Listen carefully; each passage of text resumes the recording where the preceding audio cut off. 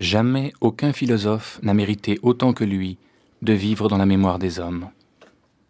Il avait dans ses paroles tant d'éloquence et de race que chaque jour tous les habitants de la ville accouraient pour entendre ce sage qu'ils considéraient à l'égal d'un dieu. Diodore de Sicile.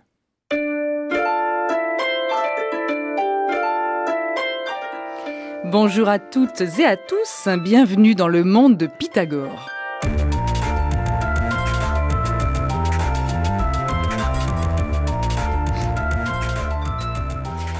À son seul nom, Pythagore, nous avons tous un point commun, c'est le souvenir d'une formule extraite de nos vieux cours de mathématiques, le fameux théorème. Le carré de l'hypoténuse d'un triangle rectangle est égal au carré des côtés de l'angle droit. Et après, me direz-vous, eh bien pas grand-chose finalement. Il faut bien l'avouer, comme si l'homme Pythagore avait été aspiré par sa propre formule, tombé dans les oubliettes de l'histoire des sciences grecques et resté coincé dans nos cahiers de lycéens. Oubli, le mot est juste, encore faut-il savoir si cet oubli fut involontaire ou bien programmé. N'y aurait-il pas eu un complot dans les temps anciens pour effacer de la mémoire celui que l'on percevait comme un chaman savant, ce fondateur d'une secte qui flirtait avec les sciences et le mysticisme et qui pouvait en inquiéter plus d'un? Le dossier Pythagore méritait donc d'être rouvert et il est devenu une affaire dont s'est emparé un homme intrigué, ancien élève de l'école polytechnique, docteur ès sciences. Il s'agit de Pierre Brémaux, auteur d'un livre qui vient de sortir aux éditions Ellipse sous le titre Le dossier Pythagore, du chamanisme à la mécanique quantique, et Pierre Brémaux nous dira pourquoi il s'est penché sur ce dossier. Et avec nous également un autre grand spécialiste du sujet, pionnier en ce domaine, Jean-François Mattei, professeur émérite à l'Université de Nice et professeur à Sciences Po d'Aix-en-Provence et membre de l'Institut de France. Il est l'auteur d'un que sais-je intitulé Pythagore et les pythagoriciens, paru aux presses universitaires de France, et à nos côtés, autre sage, le comédien Emmanuel Lemire.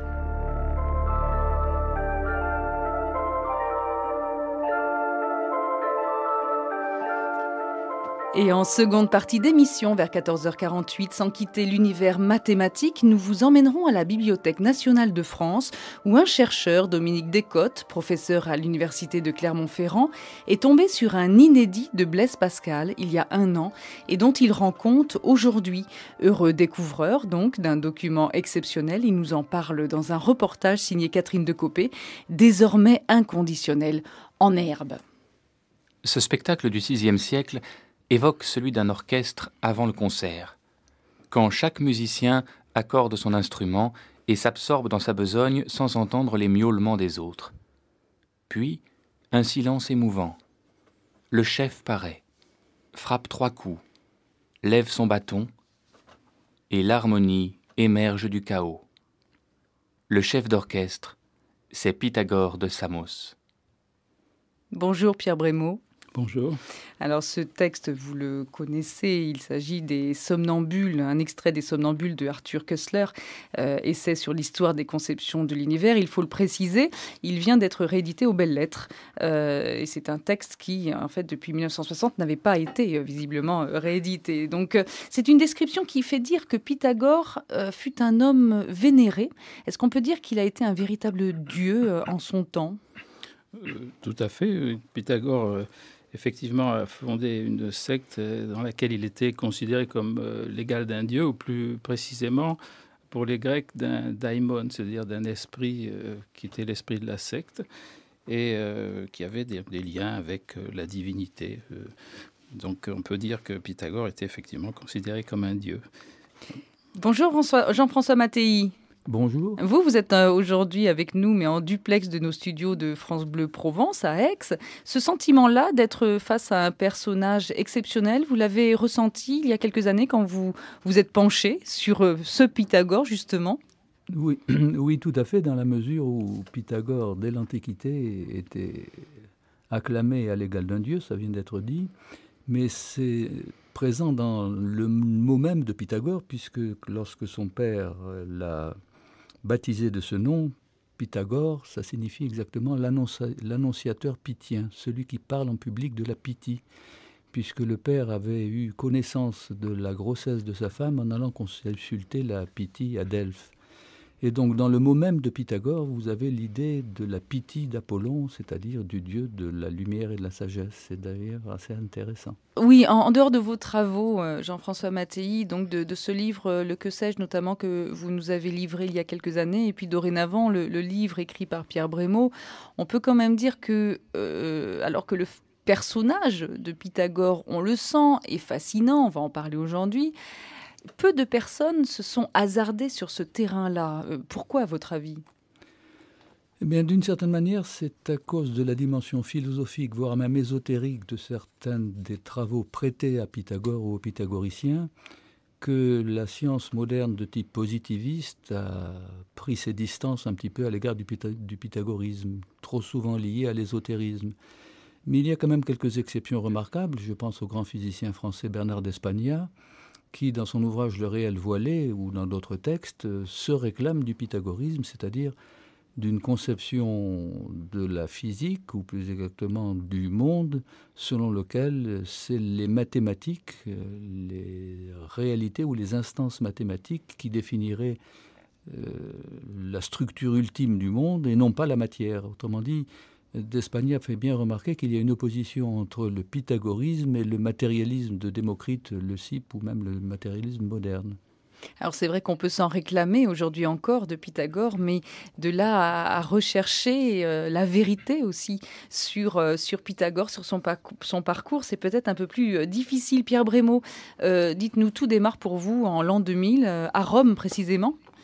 Oui, pour expliquer la genèse de ce livre, de cet essai plutôt, bien effectivement à Rome, comme je le dis dans les premières pages, en me promenant dans la Villa Borghese, j'ai remarqué que la statue de Pythagore avait reçu une bouteille d'encre bleue à la figure. Alors je m'en amusais un petit peu en me demandant qu'est-ce qui pouvait inciter les gens à faire ça. Et immédiatement, j'ai pensé à des lycéens, évidemment, qui souvent les lycéens, les pauvres accusés en permanence, se sont rebellés. Et puis, bon, ça, c'est plutôt du niveau de la plaisanterie. Mais oui. Après, des collègues mathématiciens de l'université La Sapienza à Rome m'ont dit qu'il existait une basilique pythagoricienne souterraine. Et je me suis rendu compte qu'elle était difficile à visiter pour diverses raisons dont je parle dans le livre. Et je me suis intéressé donc à Pythagore en lisant le maximum de choses, et en commençant d'ailleurs par le livre de Jean-François Mattei, par son Que sais-je, qui contient énormément de renseignements et qui m'a fourni un cadre pour démarrer, parce que c'est une littérature assez difficile, hein. Il y a beaucoup de spécialistes qui sont des philologues, qui ont un langage un peu particulier et auquel je n'étais pas habitué.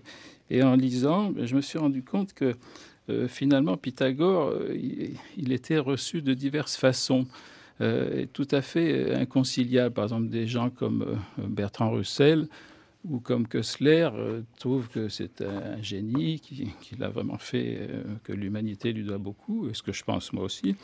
Et puis, d'autre part, il y a des philosophes ou des écrivains qui prétendent que, au fond, il n'a aucune importance. Par exemple, il y a un historien comme Arnold Toynbee qui a écrit, en parlant des sages du VIe siècle avant Jésus-Christ, c'est-à-dire Lao Tse, Bouddha, Pythagore parmi eux, Zarathustra, mais Zarathustra, c'est pas sûr qu'il ait vécu au VIe siècle. En parlant de ces visionnaires, Confucius par exemple aussi, il dit ils ont tous laissé une trace dans l'humanité, à l'exception possible de Pythagore. Alors ça, j'étais un peu étonné quand même. C'est-à-dire qu'on n'a pas d'écrit de lui aussi. Oui, mais qu'il n'ait pas laissé de traces, enfin que... De traces, c'est-à-dire marquer les esprits, c'est ça ? Que ce qui est attaché à son nom, en tous les cas, peut-être c'est pas lui qui l'a écrit, mais ce qui est attaché à son nom a laissé effectivement beaucoup de traces chez nous, à l'heure actuelle encore. Et puis, j'ai lu aussi un livre qui s'appelle « L'étonnement philosophique » d'une philosophe, Madame Jeanne Hersch, qui est une philosophe genevoise, qui a été à l'UNESCO chef du département de philosophie, donc une dame très importante dans la philosophie, qui par ailleurs a beaucoup travaillé sur le plan international au sujet des droits de l'homme. Et son livre qui est un livre de l'histoire de la philosophie, du début jusqu'à la fin, hein. Et son livre ne contient aucune mention ni de Pythagore, ni du pythagorisme, ni des pythagoriciens. Et ça m'a un petit peu étonné. Et je suis allé vérifier j'ai voulu savoir d'où elle provenait.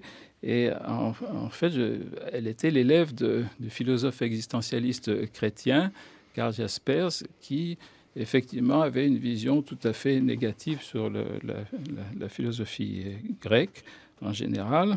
Et je me suis rendu compte, au fur et à mesure, en lisant d'autres textes, que les gens qui étaient contre Pythagore, si on peut dire, étaient tous des chrétiens militants.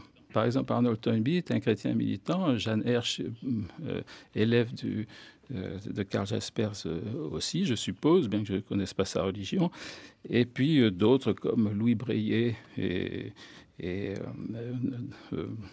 Pierre de la Briole, qui effectivement sont des chrétiens et qui n'ont pas été très favorables à Pythagore. Donc finalement, on pourrait presque dire que Pythagore aurait pu être ou a pu être ostracisé pour des questions religieuses.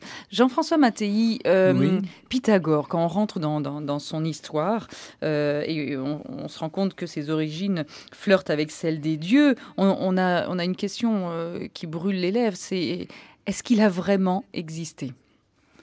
Oui, simplement une remarque initiale sur ce qui vient d'être dit. Critiquer Pythagore parce qu'il n'aurait rien laissé ou parce qu'il n'aurait pas existé, selon votre question, est absurde dans la mesure où Socrate aussi n'a rien écrit et le Christ aussi n'a rien écrit. Ils ont pourtant laissé une trace importante en philosophie comme en religion. Alors, quant à savoir s'il a existé ou pas Pythagore, personne véritablement le sait. Ce qui est surprenant, c'est que déjà chez Platon, 1 ou 2 siècles plus tard, on s'aperçoit qu'il n'y a que 2 références de Platon à Pythagore dans la République, du même Platon, une fois au nom de Pythagore, une autre fois au nom de sa secte, les pythagoriciens. À la génération suivante, c'est-à-dire celle d'Aristote, on s'aperçoit qu'Aristote avait écrit un grand traité général sur les pythagoriciens et sur les mathématiques pythagoriciennes, mais qui malheureusement est complètement perdu. Ce qui fait qu'il est extrêmement difficile de remonter. C'est un petit peu comme le Big Bang, vous savez. Si Pythagore est le Big Bang de la mathématique, on n'arrive pas à remonter jusqu'au bout. On est à quelques centièmes de seconde du Big Bang, et là on est à quelques centièmes de seconde de Pythagore, et on ne sait même pas s'il a existé. C'est tout le paradoxe, et en même temps vous dites, Jean-François Mattei, que la pensée de Pythagore commande la moitié de la pensée occidentale. Je le pense dans la mesure où l'idée pythagoricienne générale, qu'elle vienne de Pythagore ou des autres pythagoriciens, revient à dire que le monde, et donc l'homme qui fait partie du monde, est constitué de structures mathématiques, d'instances mathématiques. C'est à la fois une idée pythagoricienne et platonicienne. Et c'est aussi l'idée de Galilée. Dans sa fameuse lettre, Galilée fait remarquer que le monde est écrit en langage mathématique sous forme de figures géométriques ou de calculs de type arithmétique. Donc c'est ce qui divise au fond la science traditionnelle, en tout cas en Occident, c'est de savoir si le monde est constitué dans son tissu ultime d'équations mathématiques, si je puis dire, d'instances mathématiques, de fondements mathématiques, ou bien s'il est constitué d'éléments matériels. Et donc là, vous avez un clivage qui n'est pas encore résolu, me semble-t-il, par la science moderne. Et je laisse à mon collègue le soin d'en parler, puisque c'est lui le mathématicien qui doit avoir son idée là-dessus. Pierre Brémaud. Oui, et peut-être rapidement, quand même, pour les auditeurs, une rapide biographie. Ses parents étaient qui ? Qu'est-ce qu'on en sait quand même par rapport à sa naissance et ses origines, en dehors du fait que c'était un fils des dieux, dit-on ? Oui, alors Pythagore serait né à Samos à peu près en 570 avant notre ère. Et il est important de savoir pour la suite que vers cette époque-là, quand il était adolescent, en 546, Cyrus avait envahi l'Ionie, avait fait le lien avec l'Inde. Alors on en parlera peut-être plus tard. Et ce qui permettait donc à Pythagore d'avoir, ou des gens autour de lui, d'avoir des rapports avec la science mésopotamienne, ce qui est très important. Donc Pythagore serait né en 570, il aurait fait des voyages en Égypte, bon, rien n'est moins sûr. Il aurait fait aussi un petit séjour à Babylone, c'est encore beaucoup moins sûr. encore qu'en Égypte, on peut imaginer que ça soit vrai. Et il aurait parcouru toute la Grèce avant de revenir vers Samos, où s'était installé un tyran qui s'appelait Polycrate, qui était, dans notre vision des choses, un tyran, c'est quelque chose de négatif, mais en réalité, c'était quelqu'un de très cultivé. Seulement, il ne s'intéressait pas beaucoup aux mathématiques, comme beaucoup de gens. Et Pythagore lui-même aurait fait une partie de sa culture, aurait puisé une partie de sa culture auprès de prêtres. Oui, en Égypte, mais ça vous n'y croyez pas beaucoup. On n'y croit pas beaucoup. Par contre, il a pu apprendre les mathématiques en fréquentant des gens qui avaient eux-mêmes fréquenté les Mésopotamiens. C'est tout à fait possible. Et d'autre part, il y avait eu Thalès avant lui qui faisait de la géométrie. Il y avait des constructeurs, des architectes qui devaient s'y connaître un petit peu en géométrie. Par exemple, ceux qui ont fait à Samos, à peu près à l'époque où Pythagore était adolescent, qui ont construit le fameux tunnel. C'est un architecte du nom de Palinos, un tunnel qui démontre que dans la construction montre que les gens connaissaient, avaient des méthodes géométriques. Par exemple, ils ont démarré le tunnel sous la montagne, de chaque côté de la montagne, et ils se sont rejoints. Ils se sont rejoints à 3 mètres près, ce qui était un exploit quand même. Donc, ils ont certainement utilisé des méthodes mathématiques. Et bon, il est tout à fait possible qu'à cette époque, il y ait des gens qui déjà faisaient de la géométrie à un niveau assez élémentaire, mais quand même pas négligeable. Donc Pythagore a pu apprendre un petit peu de choses là. Et puis ensuite, pour des raisons diverses, il aurait pu quitter Samos parce qu'il ne s'entendait pas avec le tyran, ou bien il aurait pu quitter Samos parce qu'il voyait la pression des Perses qui se faisait de plus en plus sentir, et il serait allé à Crotone, en Italie du Sud, en Calabre maintenant, et là il aurait fondé sa secte. Il aurait été immédiatement accueilli par l'élite, les aristocrates de cette région, de ce pays, et il aurait donc fondé sa secte, attiré énormément de gens, et puis il y a eu des troubles dont on parlera peut-être, et qui font qu'il a dû émigrer à Métaponte, où il est mort. Voilà. Et là aussi, mystère autour de sa mort, on va en parler. Alors, avant d'aller plus loin sur la secte, la congrégation finalement qu'il va rassembler autour de lui, je vous propose d'écouter un morceau choisi d'un récit. Peu de récits ont été écrits à l'époque.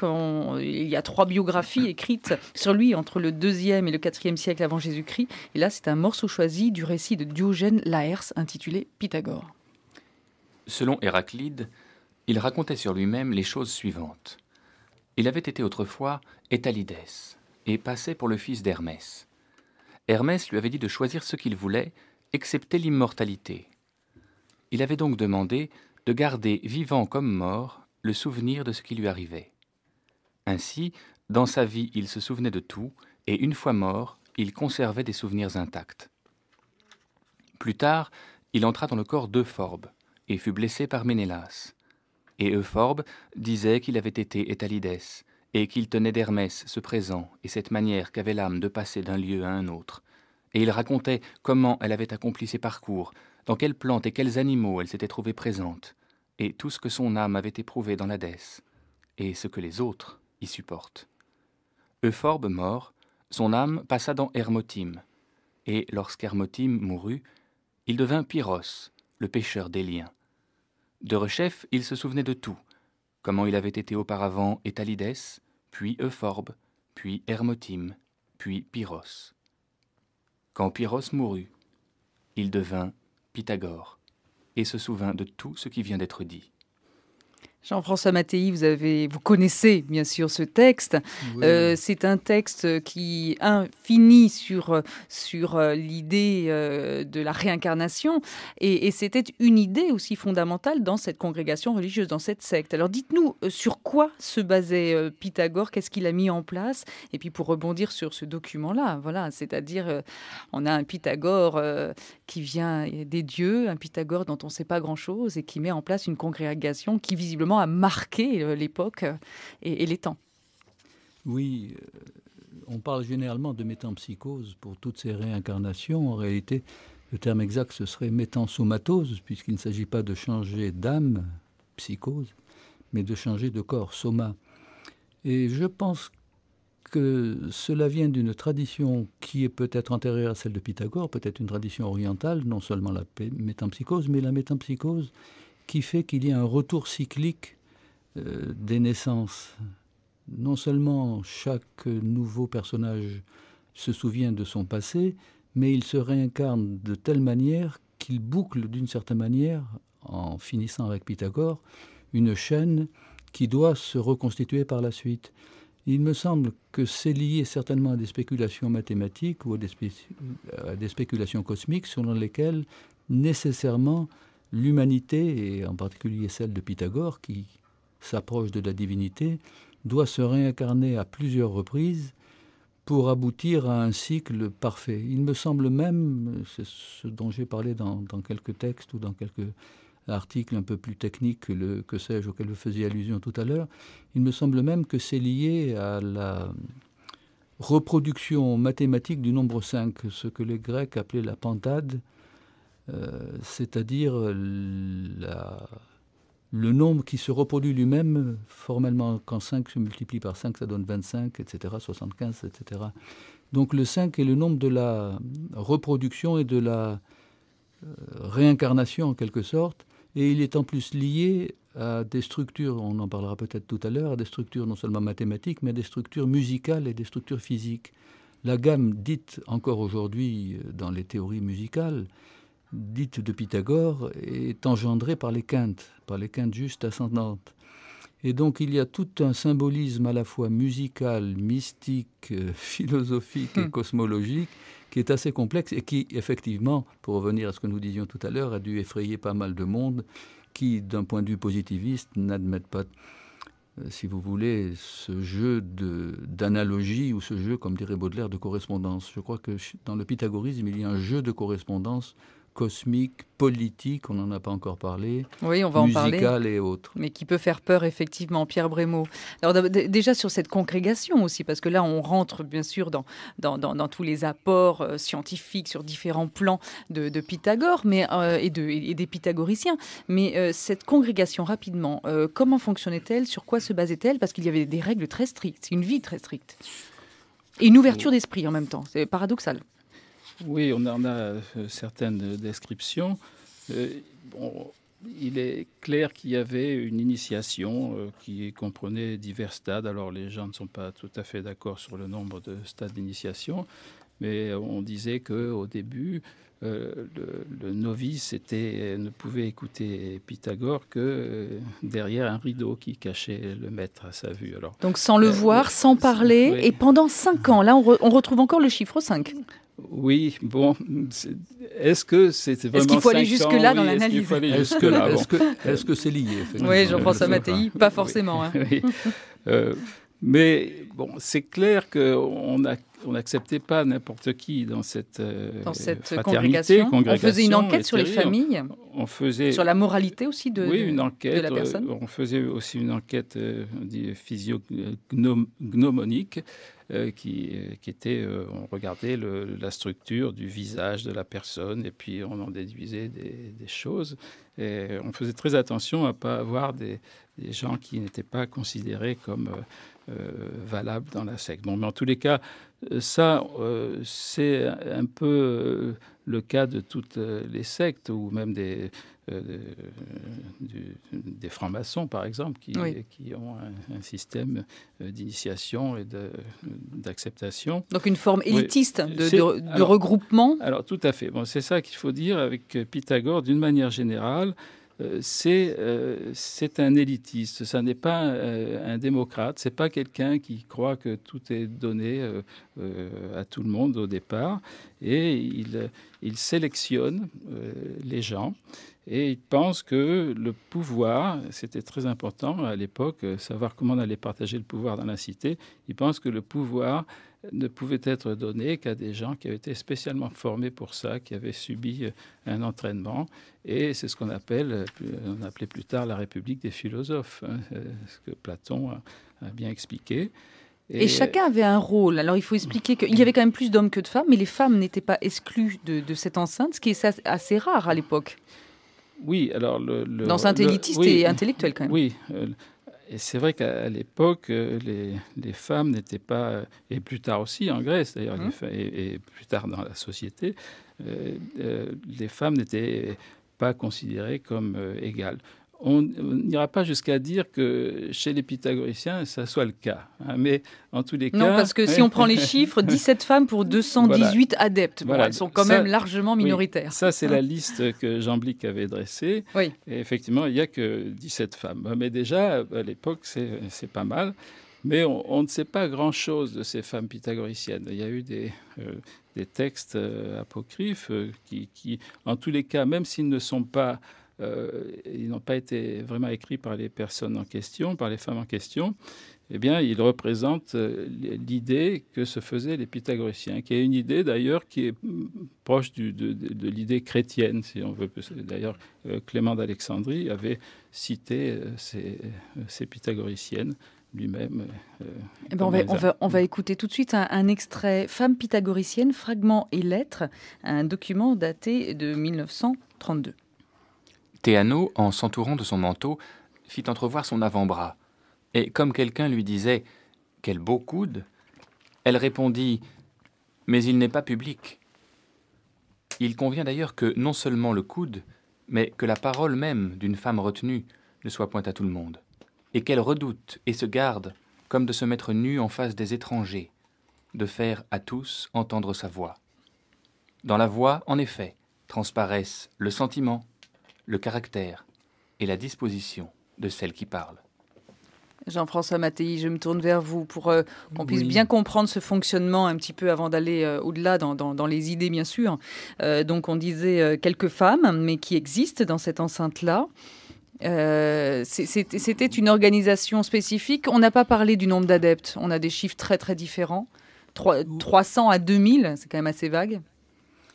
Oui, et tout cela en Italie du Sud, comme il a été dit. Mais pour revenir aux femmes, c'est tout de même extraordinaire de voir qu'au VIe siècle avant Jésus-Christ, certaines femmes, dont la fameuse Théano, dont on se demande si c'était la femme ou la fille de Pythagore, enfin peu importe, c'est un détail, pouvaient déjà participer à une recherche, serait-ce à l'intérieur d'une secte ou d'une congrégation, un peu comme l'abbaye de Thélème, plus tard chez Rabelais. Je fais remarquer une chose, c'est que la philosophie a toujours été, bien qu'aristocratique au départ, c'est indiscutable, a toujours eu une certaine ouverture, si je puis dire démocratique avant la lettre, dans la mesure où non seulement les femmes pouvaient participer aux écoles pythagoriciennes ou par la suite platoniciennes et autres, mais même les esclaves. N'oublions pas que l'un des fondateurs du stoïcisme a été Épictète, qui était un esclave affranchi. Le stoïcisme a eu comme maître à la fois un empereur, Marc Aurèle, et à la fois un esclave, Épictète. Donc il y a toujours eu cette tendance des écoles philosophiques grecques puis romaines à s'ouvrir, certes avec des freins ou avec des filtres, comme il a été dit, qui correspondraient à peu près aujourd'hui à ce qu'on appelle un curriculum vitae, en quelque sorte, n'est-ce pas ? On faisait une enquête sur la personne pour voir si elle était suffisamment brillante pour pouvoir rentrer dans l'omakoeion, c'est-à-dire l'auditorium commun, puisque les disciples de Pythagore, quel que soit leur nombre, ça n'a jamais dû dépasser quelques milliers, écoutaient ensemble la parole du maître ou d'autres de ses aides, de ses assistants, comme nous dirions aujourd'hui être dans l'université, l'écoutaient en commun, et effectivement, comme vous l'avez remarqué tout à l'heure, il y avait un silence de 5 ans ou ekemiti, dans lequel le postulant ne devait pas ouvrir la bouche, il ne devait qu'entendre en quelque sorte.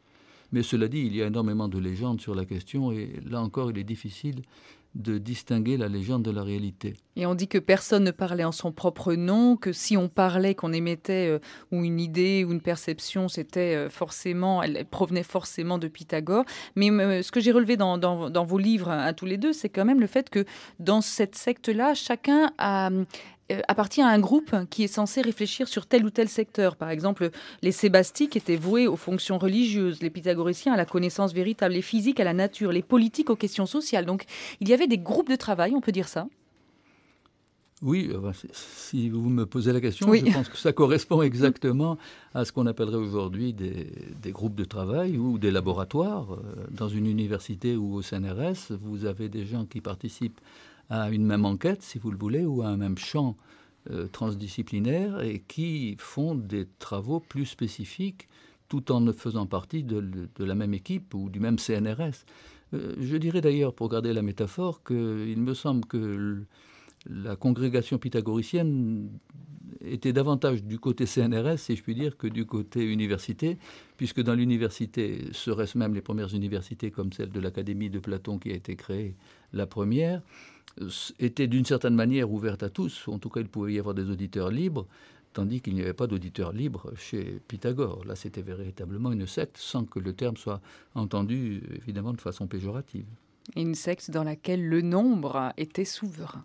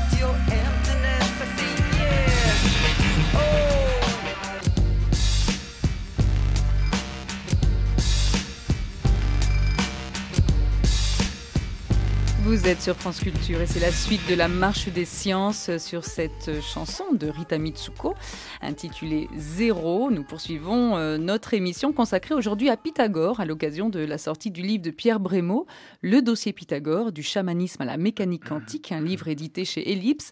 Pierre Brémaux est avec nous ainsi que Jean-François Mattei, auteur notamment d'un Que sais-je intitulé Pythagore et les pythagoriciens paru au PUF, et à leur côté, le comédien Emmanuel Lemire. Alors c'est un choix musical arbitraire, messieurs, bien sûr, mais aucun groupe, on a cherché avec Pascal Araillé, aucun groupe n'a eu l'idée d'écrire, de chanter Pythagore ou les pythagoriciens, peut-être un peu trop fâchés avec le fameux théorème, je ne sais pas, mais en tout cas, cette façon de considérer les chiffres, voilà, ça ne vous a pas choqué? Non, mais Pythagore ne connaissait pas le zéro. Non. Mais par contre, il a beaucoup parlé du 1, du 2 et du 3, enfin les pythagoriciens plutôt. Et le 1, évidemment, c'est... alors, 1, 2, 3, ça a un sens en théorie de la connaissance. À l'époque, le 1, c'est la monade, c'est l'univers tel qu'on le voit dans son ensemble, sans pouvoir bien distinguer. On a eu une impression de plénitude, on ne sait pas trop ce qu'il y a dedans. Mais pour commencer à avancer dans les choses, dans la physique par exemple, il faut commencer à séparer les choses. Alors ça, c'est le 2, la dyade, c'est-à-dire qu'on met... il y a le chaud, le froid, le grand, le petit. Et par exemple, Pythagore était célèbre, enfin Aristote en tous les cas, a cité une table des opposés de Pythagore où il parlait du limité, de l'illimité, du chaud, du froid, du bien, du mal femelle, etc. Et ça montre qu'il avait peut-être une notion primitive de la physique, en ce sens qu'on est obligé en physique de séparer les choses. Par exemple, en physique, le temps, l'espace et la matière sont séparés et on les a fait revenir ensemble. Et ça, c'est le rôle du 3. Le 3 introduit plutôt un nouveau terme qui est l'harmonie entre les opposés. Et c'est une notion fondamentale dans le pythagorisme, et c'est comme ça que procède la science. Et c'est quelque chose de très archaïque, cette idée-là. Déjà, chez les Égyptiens, on voyait il y avait la terre et le ciel qui, au début, étaient réunis et ils engendraient des monstres. C'est-à-dire, c'est quand le dieu Shou, les a séparés qu'ils ont pu enfanter de façon rationnelle. Et c'est un petit peu ça. Quand on est trop près des choses, eh bien, on ne voit pas les choses. Il faut qu'il y ait une certaine distance qui, dans la mythologie égyptienne, est donnée par l'air, par exemple, qui sépare les choses et qui permet de voir de plus haut, et c'est le rationalisme, en quelque sorte. Jean-François Mattei. Oui, si je peux intervenir. Oui, allez-y, je vous en prie. Pour reprendre ce qui vient d'être dit, très juste, vous avez le même mythe dans Hésiode, dans la Théogonie, lorsque Ouranos, c'est-à-dire le ciel ou le monde, s'unit à Gaïa ou Gé, la terre, et s'unit sexuellement à travers des stades et des stades, des périodes et des périodes de plus en plus complexes, en empêchant les enfants de naître du ventre ou de l'utérus de Gaïa.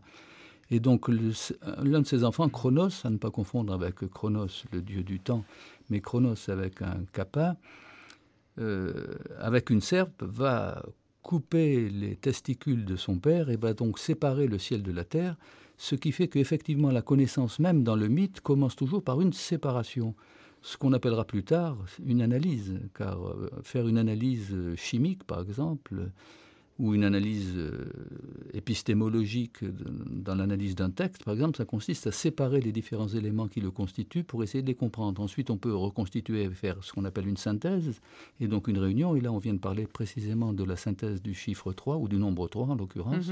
Mais il faut, avant, faire une séparation. Autrement dit, la connaissance commence par la séparation. Le monde commence même par la séparation.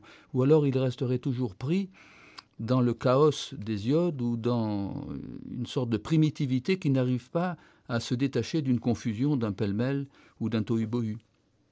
Alors, on se pose une question quand on vous entend tous les deux parler, discuter aussi de ces mathématiques. Est-ce qu'il y a eu une véritable école mathématique pythagoricienne Pierre Brémaud? Oui, personnellement, et pas seulement personnellement, mais il y a certainement eu une école mathématique pythagoricienne. Et tout à l'heure, Jean-François Mattei parlait du Big Bang. Il disait entre Pythagore et Platon, on voit ce qu'il y avait, on voit pas trop ce qu'il y avait, mais effectivement, on a pu reconstituer l'histoire d'une école pythagoricienne, une école mathématique. Alors, je vais être un peu plus précis. On a évidemment, on peut se fier sur ça que sur ce qu'en dit par exemple Eudème, qui était un historien des mathématiques et élève de Pythagore. Et il dit une chose intéressante qui n'est pas contestée par les philologues, parce qu'il y a beaucoup de choses qui sont contestées par les philologues sur la naissance des mathématiques attribuées à Pythagore. Mais il dit qu'il y a eu que les pythagoriciens ont inventé la théorie de l'application des aires. Alors, c'est un peu technique, mais ça peut être expliqué simplement. L'application des aires, c'est utiliser la règle et le compas pour transformer un polygone en un carré. Bon, c'est un problème mathématique très simple qui, plus tard, a donné lieu à la recherche sur la quadrature du cercle, parce qu'au fond, le cercle est un polygone qui est avec de plus en plus de côtés. Oui, exact. Et là, les pythagoriciens donc, ont fait cette théorie de l'application des aires qui utilise de façon très nette, à un moment donné, tel qu'on la lit dans Euclide, et on est obligé de passer par là, elle utilise le théorème de Pythagore. Or, le théorème de Pythagore, on sait très bien qu'il n'est pas dû à Pythagore, que les Mésopotamiens le connaissaient depuis peut-être 2000 ans, 1500 ans, du moins du temps d'Hammurabi. On sait très bien, vous le savez, Jean-François Mattei aussi, mais il faut le dire, c'est-à-dire que finalement, le fameux théorème de Pythagore, c'est pas Pythagore qui l'aurait le premier trouvé et senti et inventé, mais il l'aurait mis en application. Tout à fait. Alors, les spécialistes de la Mésopotamie en sont certains, puisqu'ils ont découvert des tablettes qui utilisaient le théorème de Pythagore. et de façon non évidente. Hein. Donc déjà vers 1300 avant Jésus-Christ, c'est ce qu'on dit. Plus que ça, plus que 1700, c'est des tablettes qui datent de l'époque d'Hammurabi, mais il y en a d'autres qui contiennent le théorème de Pythagore, l'utilisation du théorème de Pythagore plutôt. Il faut voir que les Mésopotamiens, ils n'avaient pas une formule générale, comme on dirait maintenant, C2 égale A2 plus B2. Hein. Ils avaient des chiffres, 3, 4, 5. Chaque problème était résolu par un algorithme qui utilisait le théorème de Pythagore de façon qui était donc considéré comme quelque chose de très général, qui était valable dans tous les cas. Et pourtant, il n'y avait pas de démonstration parce que les Mésopotamiens ne s'intéressaient pas à ça. Ce sont les Grecs et sans doute Pythagore les pythagoriciens plutôt, qui ont jugé bon d'avoir des démonstrations. Mais alors, pourquoi on continue à appeler ce théorème le théorème de Pythagore ? Il vaut mieux l'appeler le théorème de l'hypoténuse. On l'appelle le théorème de Pythagore parce que on en a parlé comme ça. Parce que Vitruve, l'architecte grec romain du 1er siècle avant Jésus-Christ, avait mentionné dans la préface de son livre sur l'architecture que ce théorème était dû à Pythagore. Plutarque aussi, qui était un 1er siècle après Jésus-Christ, avait fait la même chose. Donc on en est resté là. Et effectivement, et je pense que ce n'est pas un hasard, parce que quand même, ces gens-là ne racontaient pas vraiment n'importe quoi. Ils avaient entendu parler de ça, et sans doute, dans l'école pythagoricienne, on parlait du théorème de Pythagore, sans peut-être le citer. Aussi, voilà, on l'appelait le théorème de Pythagore, puisque tout était dû à Pythagore de toute façon. Jean-François Mattei, allez-y. Oui, donc Pythagore, simplement un mot. Je suis tout à fait d'accord avec ce qui vient d'être dit, mais il faut ajouter que, et d'ailleurs Proclus, un autre mathématicien et philosophe dans la lignée de Platon, lui, cette fois, fait remarquer que ce que les pythagoriciens, ou plus généralement d'ailleurs les Grecs, ont apporté comme nouveauté en mathématiques, c'est l'idée de démonstration. Et une démonstration, c'est une construction intellectuelle totalement abstraite qui n'a pas de rapport avec une application quelconque. Lorsque Vitruve parle effectivement de l'origine de la découverte du théorème dit de Pythagore, il prend des exemples empiriques, c'est-à-dire qu'il prend 3 règles d'une longueur respective de 3, 4 et 5 pieds. C'est ce qu'on appelait souvent le triangle d'or de côté 3, 4 et 5, et il montre que 3 au carré plus 4 au carré égale 5 au carré, c'est-à-dire 25. Mais il n'y a pas de démonstration tant qu'on se contente de constater, comme le faisaient les arpenteurs égyptiens, ce qu'il en est lorsque l'on fait du cadastre, si vous voulez. On utilise le théorème de Pythagore, ça vient d'être dit, mais on ne le démontre pas en tant que tel. Alors, est-ce que c'est Pythagore ou le pythagorisme, ou même peut-être le platonisme, qu'il aurait démontré ex abrupto et de façon totalement abstraite, ça, nous n'en savons rien, et c'est la raison, je pense, pour laquelle on continue à parler du théorème de Pythagore, et non pas de l'hypoténuse. Oui.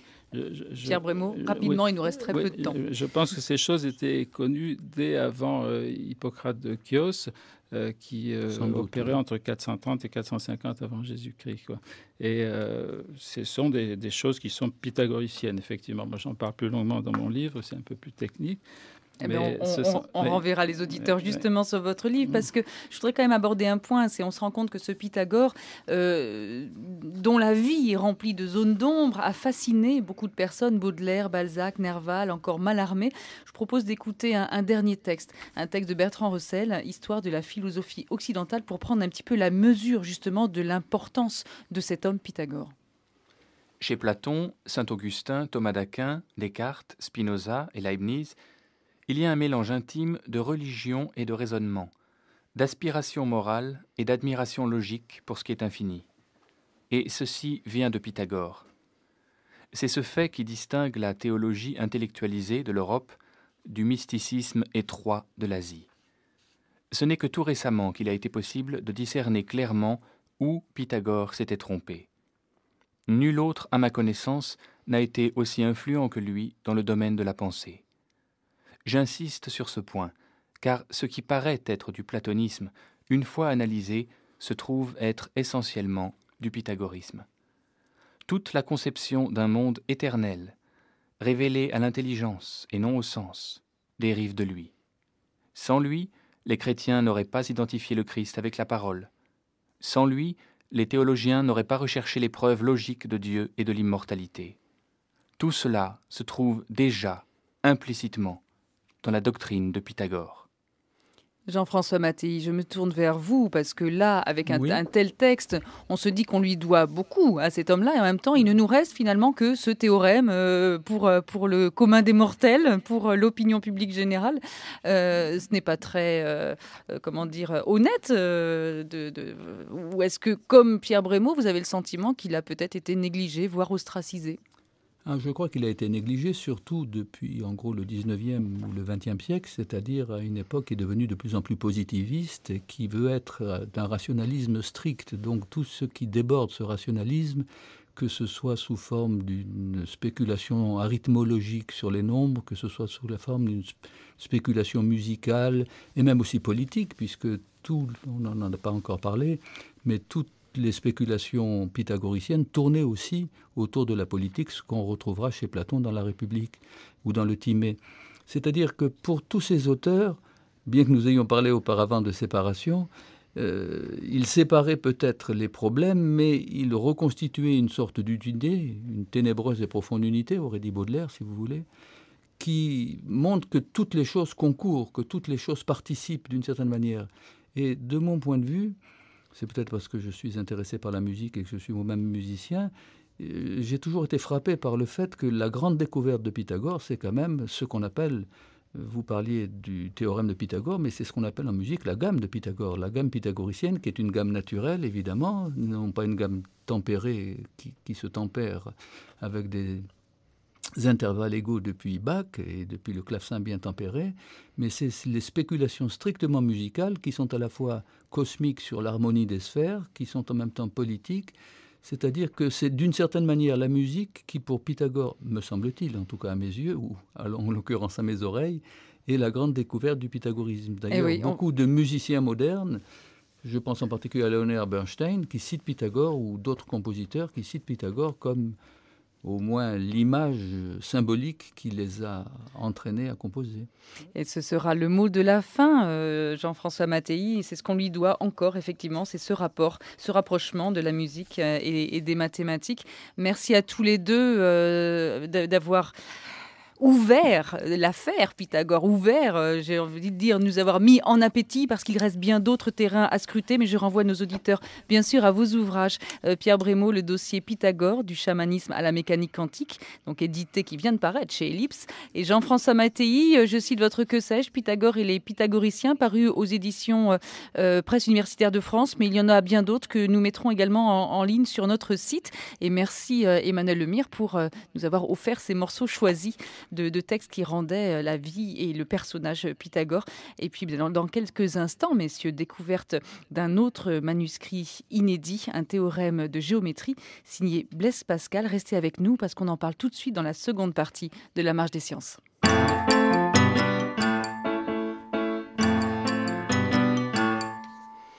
Et tous les chercheurs le savent, comme vous, Pierre Brémaux, Jean-François Mattei, il est des découvertes qui sommeillent parfois dans les réserves des bibliothèques. Mais quand on est l'heureux découvreur du trésor, eh bien le monde bascule. Et ça a été le cas de Dominique Descotes, il y a un peu plus d'1 an, directeur du Centre international Blaise Pascal, un centre basé à Clermont-Ferrand. Et alors qu'il était à Paris, à la Bibliothèque nationale de France, eh bien il est tombé sur un théorème de géométrie de la main de Blaise Pascal, au dos d'un fragment manuscrit des Pensées. Alors c'est une découverte impressionnante, près de 150 ans après la mort de l'auteur, quand on sait qu'il n'y avait aucune trace originale des travaux mathématiques du philosophe, aucune trace n'avait été retrouvée jusqu'à maintenant. Et notre reporter Catherine Decopé a eu la chance d'accéder à ce précieux manuscrit conservé à la BNF. Elle nous propose un examen minutieux de ce petit morceau de papier en compagnie de Dominique Descotes et de Marie-Laure Prévost, conservatrice à la Bibliothèque nationale de France. Alors on se trouve dans la galerie Mazarine. Cette galerie sert depuis quelques mois de salle de lecture et présenter le manuscrit des Pensées dans cette galerie est assez impressionnant dans la mesure où la galerie est due à Mansart et date donc des années 1645-1646 et donc quasiment contemporaine de la rédaction des Pensées. Marie-Laure Prévost, vous pouvez nous décrire s'appelle le volume qu'on a devant nous? Alors c'est un manuscrit de grand format, un in-folio important, il compte près de 500 pages et c'est au moment des confiscations révolutionnaires en 1795-96 que le manuscrit est arrivé ici.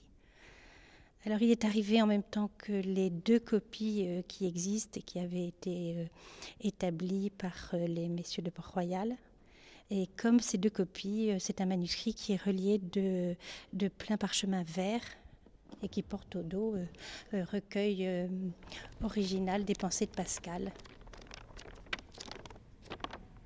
C'est le manuscrit qui, contrairement aux copies, n'a pas été mis au propre, si vous voulez. C'est vraiment le manuscrit original et ça permet de voir non pas seulement ce que Pascal pensait quand il écrivait un texte, mais la manière dont il pensait. Alors qu'il faut bien dire une chose, c'est qu'au XVIIe siècle, c'est pas un cas aussi fréquent et que par exemple, on n'a aucun manuscrit de Corneille, de Racine, de Molière touchant leurs pièces. Autrement dit, là, on a, si vous voulez, les pensées de Pascal à l'état naissant. C'est ça qui est surtout intéressant. Alors Dominique Descottes, le manuscrit qu'on va regarder se trouve à quelle page, à quel niveau du volume? C'est la page 410. Ce qu'il faut savoir, c'est que c'est pas un manuscrit aussi simple qu'on pourrait le penser. C'est-à-dire que Pascal écrivait sur des grandes feuilles de papier, il découpait les papiers et les distribuait dans des dossiers. Mais par la suite, au début du XVIIIe siècle, ces papiers, pour être conservés, ils ont été collés sur des grandes feuilles qui ont été ensuite reliées. Si je vous comprends bien, on a devant nous un volume de papier qui ressemble un petit peu à des feuilles volantes qui auraient été compilées, collées. Des papiers volants, des papiers découpés, comme vous pouvez voir, quelquefois de petites dimensions, quelquefois de beaucoup plus grandes dimensions, mais qui ont été collés sur les pages du cahier, disons. Alors, les gens qui ont confectionné ce recueil ont eu une idée brillante, me semble-t-il, c'est quand ils collaient un papier qui était écrit recto et verso, ils ménageaient un trou dans la feuille du cahier, la page du cahier, de façon à ce qu'on puisse arriver à lire et l'envers et l'endroit. Et c'est le cas pour le fragment, enfin le texte mathématique dont il va être question. Alors racontez-nous l'histoire, comment vous êtes tombé sur ce fragment? Il faut repartir de là peut-être. Eh bien, ce qui est le plus étonnant, en fait, c'est que ça n'avait pas été découvert plus tôt. Parce que les éditeurs qui font des éditions des pensées, normalement, ont recours aux manuscrits. Et s'ils ne l'ont pas repéré plus tôt, c'est que c'était en général des spécialistes d'histoire de la littérature ou d'histoire des religions qui se sont dit que cette page de mathématiques n'avait aucun intérêt dans un livre qui s'appelait Les Pensées, et dont on savait que Pascal allait, pour certaines partie en tirer une apologie de la religion chrétienne. Donc ils l'ont tout simplement laissé tomber. Mais au fond, il était sous les yeux de tout le monde. Et en vous, c'est en tournant la page tout d'un coup? C'est-à-dire que comme j'ai travaillé avec mon ingénieur informaticien sur toutes les pages de ce recueil, je suis tombé là-dessus, et ce qui m'a intéressé, c'est que c'était surtout le fait qu'il y ait une figure en haut à gauche de ce papier. Et du coup, je l'ai regardé de plus près, et ce qui est intéressant, c'est que alors que au dos, tout le monde avait remarqué qu'il s'agissait de notes préparatoires au provincial, comme Pascal le fait très souvent, et bien là, sur ce côté-là, on avait une sorte de papier de réutilisation où il avait écrit la démonstration d'un théorème de géométrie que j'ai entrepris de déchiffrer et qui, en fait, malgré le fait que certaines parties soient abîmées ou relativement effacées, se laisse assez facilement déchiffrer. Et on peut arriver à reconstituer les figures de géométrie sur lesquelles Pascal raisonnait, si vous voulez, et qui étaient des figures intéressantes parce que ce sont des figures à 2, 3, mais aussi 4, 5, 6 dimensions. C'est-à-dire que lui, ça ne le gênait pas du tout de parler de géométrie pour des objets à 6 dimensions qui dépassent complètement la perception commune ou la géométrie ordinaire.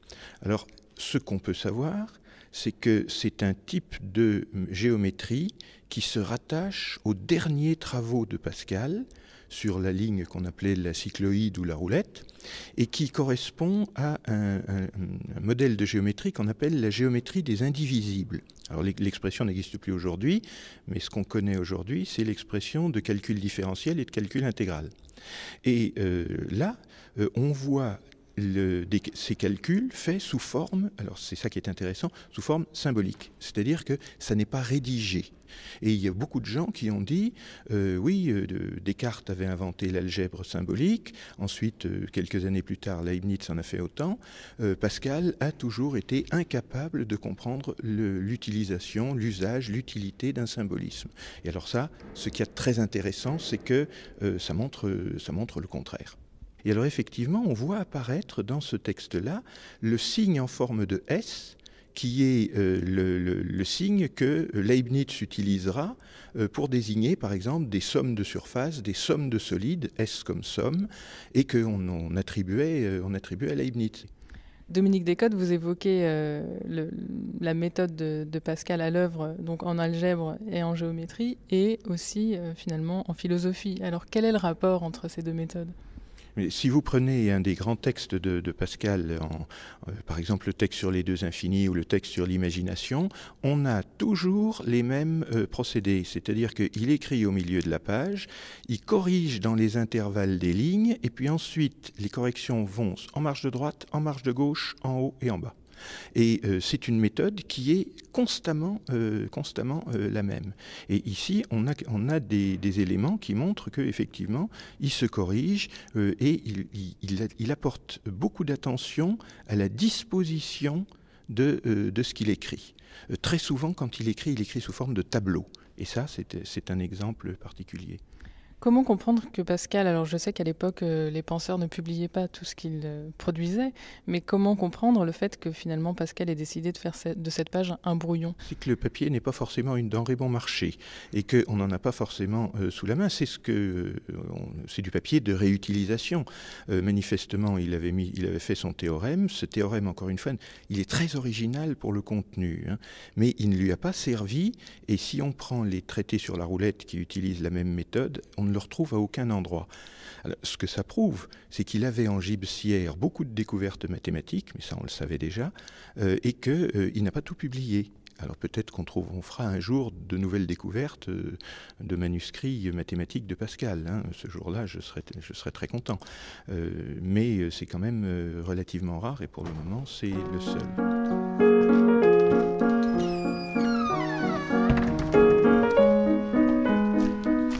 C'était un reportage signé Catherine Decopé avec Dominique Descotes, directeur du Centre international Blaise Pascal, basé à Clermont-Ferrand, et aussi en compagnie de Marie-Laure Prévost, conservatrice à la BNF, et on les remercie tous les deux. Vous pouvez voir ce document sur le site de la Banque d'images de la Bibliothèque nationale de France, mais c'est un site que vous pourrez aussi retrouver sur notre propre site franceculture.com, rubrique émission, La Marche des Sciences.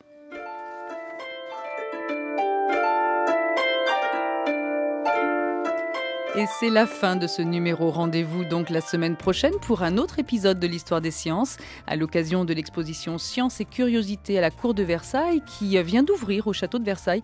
Nous nous intéresserons à cette cour savante et à son rapport aux sciences en compagnie de la conservatrice du lieu Béatrix Saul et de l'historien des sciences Michel Blais. Merci à toute l'équipe avec aujourd'hui à la technique Adelino Mello et à France Bleu Provence Benoît Moreau. Merci à Pascal Raillet pour la réalisation, Catherine Donnet, attachée de production, Catherine Decopé, Céline Duchesnay, Marie Jarros et Florence Dartois de l'INA. Vous pouvez réécouter la marche pendant un mois, la podcaster pendant une semaine et retrouver bien sûr les références sur notre site. Demain à 14h, vous avez rendez-vous avec Michel Alberganti pour Sciences Publiques. Et puis dans quelques instants, à 15h, place à François Chalin et c'est jeudi de l'architecture.